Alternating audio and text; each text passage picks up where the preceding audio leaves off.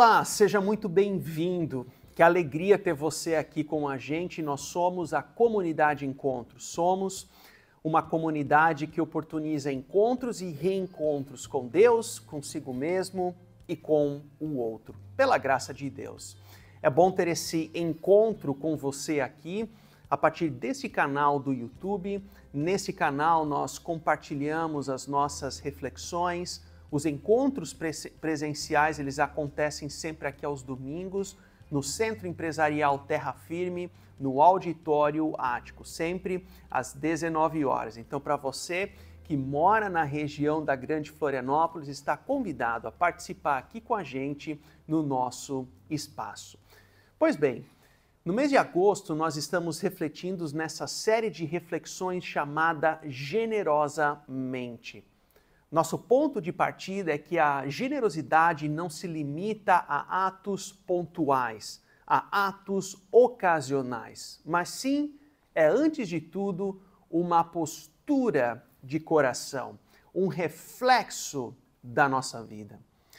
E na semana passada nós vimos que quando falamos em generosidade, nós estamos falando do princípio bíblico da mordomia, ou seja, como temos cuidado daquilo que Deus nos confiou, tanto no contexto pessoal, quanto no contexto familiar, quanto na vida em comunidade, o seu tempo, a gestão do tempo, os seus talentos, as suas qualidades pessoais, aquilo que quando você faz bem.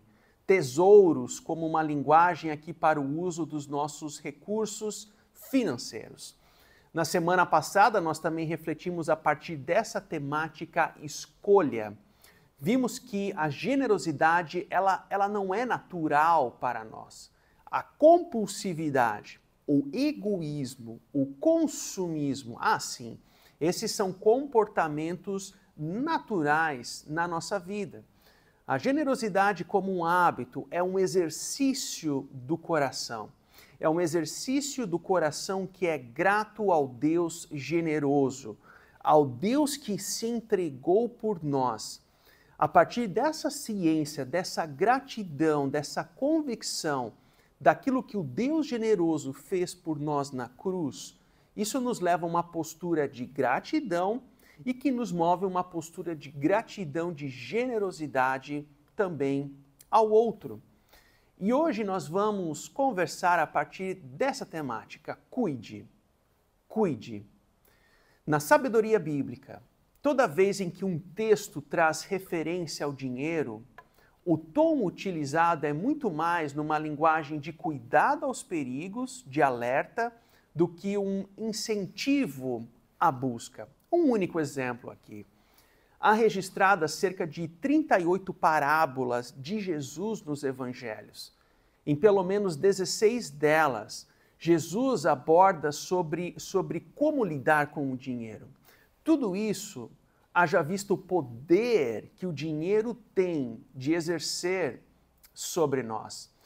Certa vez um colega pastor me fez o seguinte comentário: se você quer conhecer o coração de alguém, senta com os irmãos de uma mesma família e comece a falar sobre a herança do pai. Ali você saberá onde está o coração de cada um. Que verdade é essa? Enfim, esse livro de Richard Foster chamado Dinheiro, Sexo e Poder é um clássico que fala sobre os cuidados que devemos ter nas nossas vidas nessas três áreas: dinheiro, a sexualidade e o poder. Três áreas com o potencial de destruir a honra de uma família ou de uma pessoa.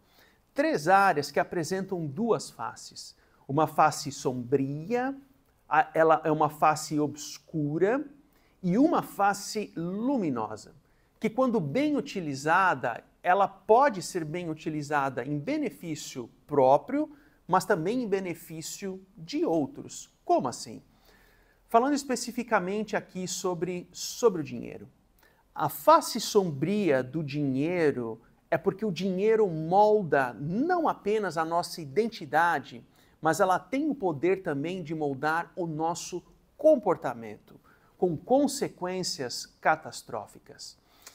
Essa semana, esse youtuber e influenciador digital chamado Felca, ele lançou um documentário online de quase 50 minutos de duração.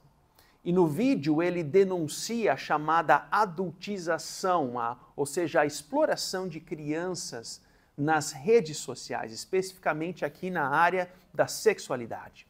Um documentário que já alcançou mais de 38 milhões de visualizações. Confesso que eu não conhecia esse youtuber até então, não conheço as suas motivações, os seus princípios, mas vamos nos ater somente aqui ao conteúdo das acusações que ele faz. O vídeo denuncia a exploração de crianças, especificamente nessa área sexual. Algoritmos que favorecem abusos, sexualidade, dinheiro e poder, às custas de crianças e adolescentes. Perceba até que ponto o ser humano, o seu pecado, pode agir quando dominado pelo dinheiro. Ela chega ao ponto de explorar inclusive crianças ingênuas. O dinheiro e sua face sombria. A nossa tendência, muitas vezes como pais, ao nos depararmos com esse problema, é que isso é algo que acontece lá longe. Lá longe. Não. Esse é o tipo de conteúdo que o seu filho tem fácil acesso no celular, no quarto, quando você acha que ele está descansando, quando você acha que ele está jogando um videogame ingênuo. Quando menos esperamos, problemas assim batem a nossa porta. De acordo com Richard Foster, quando falamos sobre a face sombria do dinheiro, nós devemos cuidar de uma palavrinha, que é a tentação da cobiça. É a cobiça que nos faz querer sempre mais e mais. É uma busca insaciável da vida. Mas alguns ambientes que potencializam a nossa cobiça ao dinheiro. Primeiro, rotinas sobrecarregadas e sem pausas. Agendas com compromissos sucessivos, sem espaço para descanso, sem espaço para respiro, porque eu quero mais e mais, eu não consigo dizer não. A falta de um tempo de pausa, de renovação, ou uma cultura, uma postura de vida voltada apenas para o grandioso, quando o foco da vida está em projetos imponentes, numerosas tarefas. Perceba que por si só, isso não é um problema, mas ela se torna um problema quando há o afastamento da rotina e da convivência familiar. Entre outros problemas ou ambientes que nós poderíamos citar. Mas quando nós não atentamos a esses cuidados ou a esses ambientes, o dinheiro sim, o dinheiro tem o poder de se transformar numa face sombria que nos conduz a caminhos tortuosos. Mas ao mesmo tempo, nós podemos falar de uma face luminosa do dinheiro. O dinheiro é também criação de Deus. O dinheiro pode ser instrumento de bênção a nós e também a outros. Dois exemplos bíblicos. Quando Jesus conta a história de um bom samaritano, um povo não bem visto pelos judeus, mas que usa os seus recursos financeiros no cuidado de um ferido que ele não conhecia. Generosidade. Outro exemplo, quando Jesus visita a casa de Zaqueu. Na história, Zaqueu decide restituir aquilo que ele roubou. O dinheiro deixa de ser senhor na vida do Zaqueu e passa a ser servo. Quando falamos do cuidado para com o dinheiro, ou seja, esse discernimento entre a face luminosa e a face sombria, verdadeiras são essas palavras de Jesus. Acompanhem comigo. Não acumulem para vocês tesouros na terra, onde a traça e a ferrugem destrói, e onde os ladrões arrombam e furtam. Mas acumulem para vocês tesouros no céu, onde a traça e a ferrugem não destrói, e onde os ladrões não arrombam nem furtam. Pois onde estiver o seu tesouro, aí também estará o seu coração. Os olhos são a candeia do corpo. Se os seus olhos forem bons, todo o seu corpo será cheio de luz.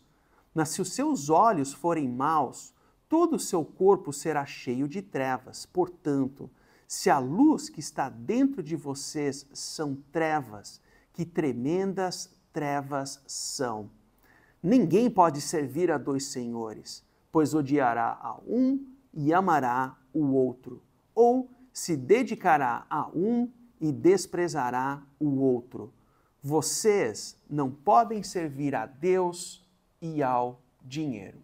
Pois bem, ao longo do capítulo 6 desse Evangelho de Mateus, Jesus fala sobre diferentes temas, como a generosidade, ajuda aos necessitados, ajuda aos menos favorecidos. Ele fala também sobre a dependência a Deus, a partir do ensino da oração do Pai Nosso, do ensino sobre o jejum. Jesus também fala sobre as ansiedades, as preocupações que nós temos na vida. E o nosso texto de hoje sobre o local do dinheiro. Perceba aqui a didática de Jesus. A nossa postura diante do dinheiro irá refletir na forma como lidamos com cada um desses temas. Se eu alimento o lado sombrio do dinheiro, eu acumularei ansiedades e preocupações, eu terei dificuldades em crer num Deus que provê, ou seja, terei dificuldades em exercitar a dependência de Deus, e como consequência disso tudo, eu terei dificuldades com a generosidade. Falar sobre generosidade sempre será um peso, nunca será algo edificante, nunca é um tema sadio ou um tema para mim. Mas o problema não é falar sobre generosidade. O problema é a forma como nós lidamos com o dinheiro, a nossa postura diante do dinheiro. Alguns pontos que podemos traçar a partir dessa fala de Jesus em Mateus 6. Em primeiro lugar, o dinheiro não é neutro. O dinheiro tem poder de exercer influência sobre nós. Perceba, se eu digo uma palavra como paralelepípedo, talvez não evoque reação nenhuma para você. Mas se eu digo agora a palavra dinheiro, talvez você imediatamente sinta ansiedades porque se lembrou das dívidas que precisam ser pagas no próximo mês. Ou você se lembra que precisa passar no mercado. Ou você se recorda da aposentadoria que não é suficiente. Perceba, o dinheiro não é neutro, mas ele tem o poder de emanar reações e sentimentos em nós. Dinheiro não é um mero meio impessoal de troca de coisas. Tanto que no versículo 24, quando Jesus usa o termo aramaico mamon para se referir ao dinheiro, ele não está se referindo a um mero substantivo, não é como o meu exemplo aqui do paralelepípedo que não evoca reação nenhuma. Não. Jesus está conferindo a mamon uma natureza espiritual. O dinheiro é um Deus com poder, é um poder que quer nos dominar. Veja o que Richard Foster diz sobre isso. O dinheiro tem muitas características de divindade. Ele nos dá segurança, pode induzir a culpa, dá-nos a sensação de liberdade, dá-nos poder e parece ser onipresente. Ou seja, o dinheiro é como um Deus. Isso me faz lembrar de uma frase de Rockefeller, que foi o primeiro bilionário no mundo, extremamente rico. Certa vez ele foi questionado sobre de quanto dinheiro a mais você precisa. E ele respondeu, só um pouquinho a mais, só um pouquinho a mais. Perceba, essa é a realidade do ser humano. Nós sempre queremos um pouco a mais. Mas uma pergunta para você. Você pode chegar em casa hoje, colocar a sua cabeça no travesseiro e orar com paz no coração, o Salmo 23, o Senhor é meu pastor, de nada terei falta. Grifo meu, de nada terei falta. Em outras palavras, você tem paz para colocar a sua cabeça no travesseiro e dizer: o que eu tenho basta. O que eu tenho hoje basta. Você pode até dizer de forma sincera: gostaria de ter mais aqui ou acolá, mas como postura de coração, o que eu tenho basta. Você consegue dizer isso? Se eu não consigo descansar, se eu não consigo me aquietar, talvez uma reflexão aqui, uma revisão de vida precise acontecer nesse sentido. Por quê? Porque o dinheiro não é neutro. Em segundo lugar, o dinheiro também gera devoção. Perceba as palavras de Jesus. Pois onde estiver o seu tesouro, ali estará também o seu coração. O coração, no pensamento hebreu, é o centro das decisões da vida, não é um mero órgão do corpo humano. Se o teu tesouro é o dinheiro, as nossas decisões da vida emanam a partir desse ponto de partida. Interessante que o dinheiro tem se tornado também um dos elementos principais nas causas de divórcios aqui no Brasil. Agora, em 2025, a Serasa recomendou uma pesquisa que revelou que 53% dos brasileiros consideram o dinheiro a principal causa de briga nos relacionamentos. Quais os motivos dessas crises? Decisões impulsivas e sem planejamento, falta de transparência nas finanças ou a chamada infidelidade financeira, gastos excessivos com coisas supérfluas. O resultado disso, são famílias endividadas. E famílias endividadas são afetadas emocionalmente. Os casais não se conversam. Eles implodem emocionalmente. Não há sexualidade no casamento. É uma bola de neve. O dinheiro gera devoção quando ele destrói aquilo que realmente importa na nossa vida.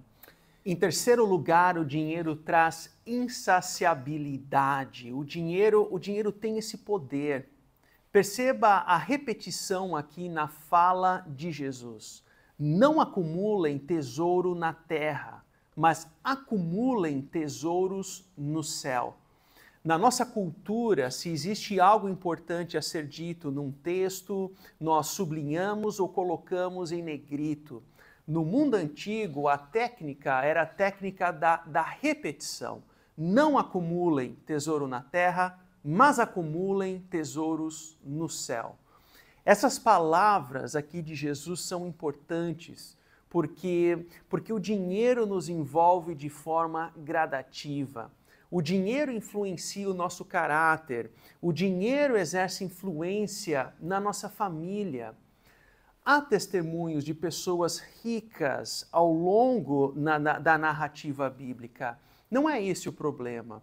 Se você possui um dom de gerar boa renda com o trabalho fiel das suas mãos, faça isso para a glória de Deus e em benefício do outro. O contrário disso é a avareza. E a pessoa avarenta, ela perde a capacidade de ser generosa. A pessoa avarenta crê que quanto mais ela acumular, ela pode todas as coisas. O dinheiro tem poder de nos corromper. O dinheiro tem poder de nos seduzir e de nos deformar. Agora, cientes dos cuidados que nós devemos ter com o dinheiro, como construir uma visão sadia e madura da generosidade? Em primeiro lugar, mentes generosas planejam. Pessoas generosas entendem que não possuem bens, mas administram temporariamente. E isso as conduz a um plano. Se você não planejar a generosidade, você não será generoso, porque a generosidade não é natural. Você vai confundir generosidade com atos pontuais de caridade. Somente um plano que gera hábito. Em segundo lugar, mentes generosas calculam. Elas doam, elas ofertam, em primeiro lugar, elas economizam para suas vidas e famílias e elas usufruem daquilo que elas recebem, elas vivem. Nesse ponto específico, revisite a mensagem da semana passada, onde nós explicamos cada um desses pontos. Por ora, pessoas generosas entendem que não são consumidoras, mas administram os seus bens. Por isso que elas começam com um cálculo, elas predecidem quanto, elas são propositivas, elas avaliam, elas reservam, elas destinam aquele montante à generosidade. Em terceiro lugar, mentes generosas descansam. Há alegria, há desprendimento. Deus é um Deus generoso na sua essência. Ele cria o universo, ele cria a humanidade, há desprendimento. Ele se entrega na cruz por nós, um ato de generosidade. E em resposta, isso nos move a uma postura de gratidão a Ele, de descanso. Obrigado, Senhor, obrigado. Mas, ao mesmo tempo, isso nos move em uma outra postura, uma postura de generosidade ao outro. É exercer a mesma generosidade do Deus generoso na vida dos que estão ao meu redor. Mas se a gratidão é a base da generosidade, então uma pergunta aqui precisa ser feita. O que te traz gratidão? Pelo que na vida você é grato? Se você é grato por sua igreja, por sua comunidade local, se você é grato pela missão que ela exerce, então esse é o seu espaço de generosidade. E como consequência, você será voz ativa, você estará interessado em saber qual que é o bom uso e gestão desses recursos, você participará das discussões nos fóruns adequados, você será uma voz colaborativa nesse processo. E o resultado é mais alegria, o resultado é mais paz, o resultado é mais liberdade. Eu desafio você a viver generosamente. E é dessa forma que Jesus também afirma a maior felicidade em dar do que receber. A maior felicidade em dar do que receber. Mentes generosas descansam, porque há alegria, há felicidade no sentido pleno, porque Ele se doou por nós. Deus em Cristo se entregou por nós, para que nós hoje tenhamos vida. E por causa deste amor, nós exercemos e vivemos na prática generosa, um coração generoso. Nós cuidamos do lado sombrio do dinheiro, nós usufruímos sabiamente da face luminosa do dinheiro e nós exercemos um coração generoso para o outro. Que a graça e o amor do Deus generoso, desse Deus que se entrega por nós, esteja sobre a sua vida e família no exercício de um coração generoso. Até semana que vem.